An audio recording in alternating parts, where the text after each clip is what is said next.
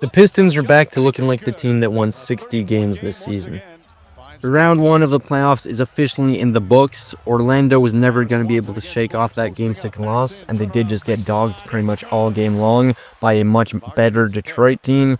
This was the best top-to-bottom game that the Pistons have played all series long. Cade and Tobias Harris both had very efficient 30 bombs. Jalen Durant finally got unlocked in the final game of the series.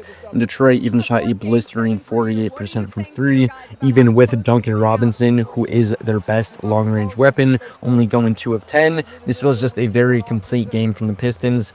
After that Game 6 collapse, there was no way that the Magic were going to pull it out. But it is still good for the Pistons that they did have such a dominant win. Gives them loads of momentum heading into round 2. The big issue for the Magic was that Paolo was their only offense. Bane needed to be more aggressive. He only took 10 shots, and it is no coincidence that the games played without Franz Wagner were the ones they struggled on offense the most. It is likely that with Franz in Game 6, their offense doesn't stagnate enough to let Detroit back into it.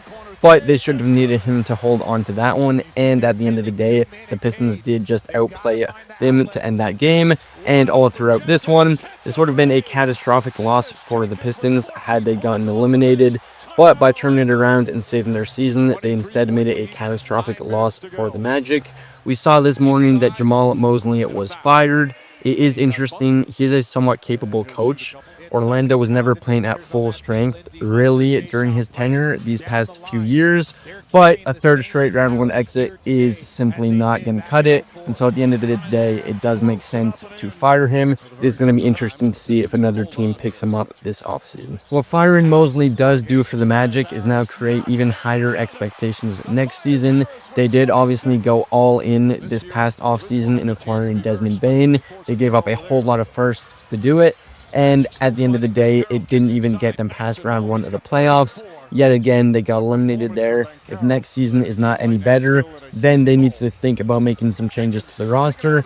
But I do imagine that they'll just run it back with this current lineup and then get a new coach in there who can hopefully breathe some new life into the Magic. I do still think that the Magic have the potential to be a very dangerous team if they can get some more three-point shooting and if they can just stay healthy all season long, because again, that starting 5 never really had time to gel, and even as they were starting to pull it together, we saw Franz go down. The Pistons should be flying high after winning 3 straight elimination games, and in their matchup with Cleveland, they not only have home court advantage, but also momentum firmly on their side, with the Cavs not having the cleanest of ends to their round 1 series, while Detroit seems to have found what made them such a formidable regular season team again. If the Cavs can get hot from 3, the Pistons will be in a bad spot. They are better at defending the interior than they are at the perimeter. They do still have guys capable of extending out to that range, but if the Cavs can really stretch the floor, that is going to work to their advantage. That hasn't been a strength of Cleveland's yet this postseason, though, and they also don't have tons of counters to Detroit's physical style of play, so I do think the Cavs muster up enough offense to avoid a sweep. But I do have this one pretty comfortably going to the Pistons in 6. Their offense has looked much improved these past few games, and I don't think that Cleveland is going to do as good a job shutting them down as the Magic did. The Magic were able to steal those wins by playing more physically than Orlando. I just don't think that the Cavs are able to do that. They obviously have the double big look with Allen and Mobley, but the rest of the team is a bit undersized, especially with the backcourt of James Harden and Donovan Mitchell. That is just going to be a big mismatch on defense. For the Cavs, they really can't be playing both of those guys together for too many minutes because the Pistons will just pick that apart.